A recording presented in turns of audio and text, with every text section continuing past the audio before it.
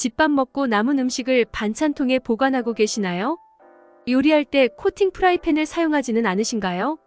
이런 분들은 반드시 이번 영상에 주목하셔야 합니다. 반찬통이나 주방기구를 잘못 사용하면 뇌졸중이나 암에 걸릴 수도 있습니다. 오늘은 주방기구나 일회용품 사용 시 모르면 정말 위험한 정보에 대해 알려드리겠습니다. 첫 번째, 스테인리스입니다. 냄비나 텀블러 등을 처음 사손으로 만지면 뭔가 까맣게 묻어나온 적 있지 않으셨나요? 바로 스테인리스 제품에 사용되는 연마제입니다.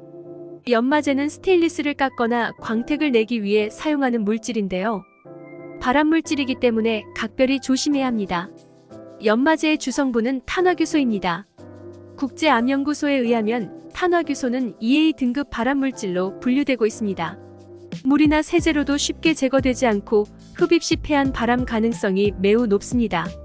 어떻게 연마제를 제거할 수 있을까요? 확실히 제거하려면 베이킹소다와 식용유가 필요합니다. 식용유는 탄화규소와 같은 소수성 물질이라 연마제가 식용유에 쉽게 달라붙는데요. 행주나 키친타월에 식용유를 묻혀서 스테인리스 표면을 꼼꼼하게 닦아주시면 됩니다. 특히 베이킹소다를 이용하시면 더 깨끗하게 세척하실 수 있습니다. 물과 베이킹소다를 반반씩 섞어서 표면을 닦아주세요. 만약 집에 베이킹소다가 없으면 식초물을 끓여서 스테인리스 제품에 담아두는 것도 큰 도움이 됩니다. 두 번째, 플라스틱 용기입니다. 플라스틱 용기를 전자레인지에 넣어 데워 드신 적 있으신가요? 요새는 배달음식을 많이 시켜 드시기 때문에 배달음식을 전자레인지에 데워서 드시는 분들도 많습니다. 하지만 전자레인지에서 열을 가하게 되면 암에 걸릴 수 있는 플라스틱 재질이 있다는 사실 알고 계시나요? 플라스틱 용기를 보시면 화면과 같이 플라스틱 종류 표시가 되어 있습니다. 전자레인지에 돌려도 되는 플라스틱 용기 종류는 2번과 5번입니다. 반면에 3번, 6번, 7번 플라스틱을 사용하시면 발암물질이 나와 환경호르몬에 노출되기 쉽습니다. 그렇다면 전자레인지에 돌려도 되는 플라스틱 용기인지 아닌지를 어떻게 확인할 수 있을까요? 용기에서 전자레인지 사용 가능 표시를 확인하셔야 합니다. 똑같은 재질이어도 용기에 따라 내열성과 내구성이 달라지기 때문에 전자레인지 사용 가능 여부를 재질만으로 판단할 수는 없습니다. 그래서 남은 배달 음식을 전자레인지에 데울 때도 플라스틱 용기에 전자레인지 사용 가능 표시가 있는지 반드시 확인하시기 바랍니다. 세 번째, 코팅 프라이팬입니다. 코팅 프라이팬은 음식이 잘 눌러붙지 않아 많이들 쓰는 주방용품인데요. 하지만 코팅이 벗겨진 프라이팬을 무심코 사용했다가 독이 될 수도 있다는 사실 알고 계셨나요? 코팅이 벗겨진 프라이팬은 당장 쓰레기통에 버리셔야 합니다. 알루미늄 등 금속 성분이 나올 수 있기 때문입니다. 알루미늄은 몸에 흡수가 적게 되는 편이지만 장기간 쌓이면 뇌나 신장에 아주 해롭습니다. 에너지 순환이나 신진대사 소화 과정을 방해해 면역세포를 파괴하기도 합니다. 식약처는 코팅이 벗겨진 프라이팬을 절대 사용하면 안 된다고 강력 권고하기까지 했습니다. 그렇다면 코팅 프라이팬을 어떻게 사용해야 안전할까요? 새로 산 코팅 프라이팬을 대충 씻어서 쓰면 프라이팬에서 나오는 먼지나 금속 물질이 그대로 체내로 흡수됩니다. 그러니 프라이팬 사용 전에 물과 식초를 1:1 비율로 넣고 10분 정도 끓인 후 깨끗이 씻어내셔야 합니다. 세척한 팬은 뜨겁게 달궈서 식용유를 발라가면서 기름 코팅을 3회에서 4회 반복해주세요. 기름 코팅으로 프라이팬을 길들여주면 더 오래 사용할 수 있습니다.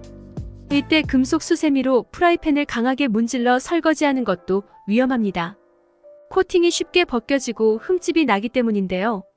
코팅 프라이팬의 흠집 사이로 이물질이 쉽게 들어가니 세척하실 때는 부드러운 스펀지를 사용해 문질러주세요. 네 번째, 비닐랩입니다. 비닐랩을 씌운 음식을 전자레인지에 데우는 건 어떨까요? 플라스틱 재질 중 하나인 비닐랩에는 환경호르몬이 들어가 있는데요. 비닐이 열에 가열되면 환경호르몬이 방출되고 음식에 들어가는데 이는 몸에 암을 유발할 수 있습니다. 특히 비닐랩에 있는 DHP 환경호르몬은 뇌졸중이나 생식기능 장애 등을 유발하는 것으로 잘 알려져 있습니다. 랩에 사용되는 폴리비닐 성분은 평소에는 안정적이지만 열을 가하면 환경호르몬 외에도 독성가스나 발암물질인 다이옥신을 방출하기에 전자레인지 조리는 피하셔야 합니다. 때문에 비닐 재질은 100도 이상으로 가열하거나 고온의 음식에 닿지 않도록 주의해주세요. 그렇다면 편의점 도시락 같은 재질은 전자레인지에 넣어도 괜찮을까요? 네, 괜찮습니다. 주원료가 폴리프로필렌이기 때문인데요. 폴리프로필렌은 플라스틱 중에서 무게가 가볍고 열에 강한 것으로 유명합니다. 그 덕분에 전자레인지에 조리해도 변형되거나 환경호르몬이 배출되지 않으니 안심하고 돌려 드셔도 됩니다. 5번째, 알루미늄 용기입니다. 양은 냄비는 라면도 빨리 끓고 가벼워서 많이들 사용하는 식기입니다. 그런데 알루미늄 냄비가 역시 발암물질이 될 수 있습니다. 대다수 양은 제품은 알루미늄으로 만들어졌는데요.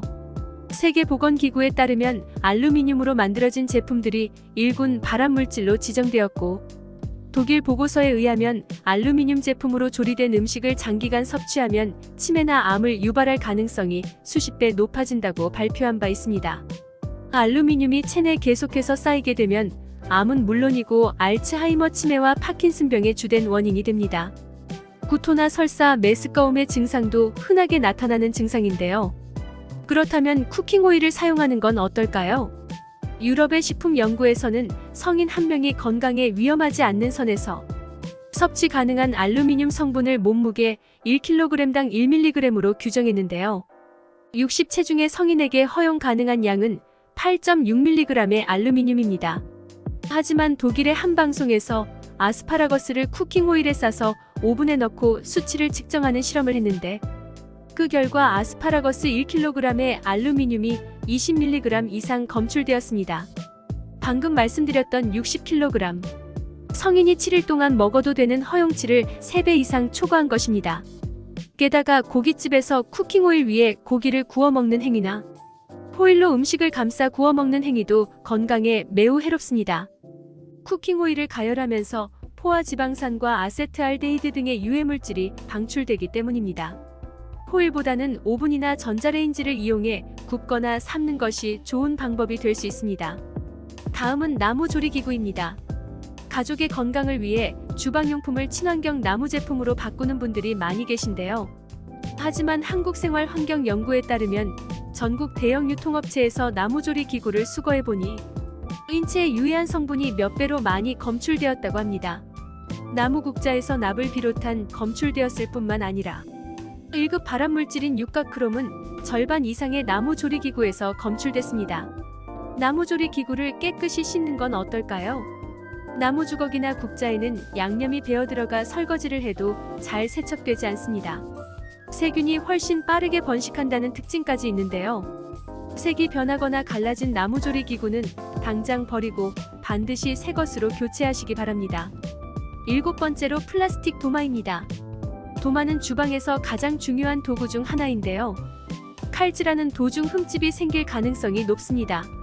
이러한 흠집은 세균 번식지가 되어 위생적인 문제가 발생할 수 있습니다.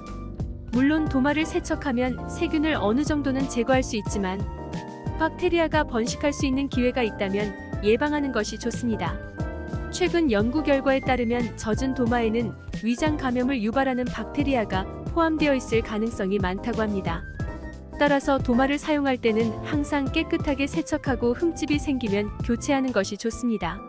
심지어 플라스틱 도마는 칼질로 인해 잘려나오는 미세한 플라스틱이 몸에 흡수될 수 있어 건강에 악영향을 미칠 가능성이 있습니다. 가급적이면 나무 도마를 청결하게 사용하는 것이 좋겠지만 항균 실리콘 도마가 더 위생적이라는 사실 기억해 두세요. 또한 도마를 건강하게 사용하려면 육류 및 생선용, 채소 및 과일용을 구분하여 사용하는 것이 좋습니다. 이번 영상에서는 주방기구와 일회용품을 사용할 때 반드시 알아야 하는 7가지에 대해 설명해 드렸는데요. 오늘도 유용하고 유익한 정보로 조금 더 건강해지는 하루 보내시길 바라겠습니다. 감사합니다.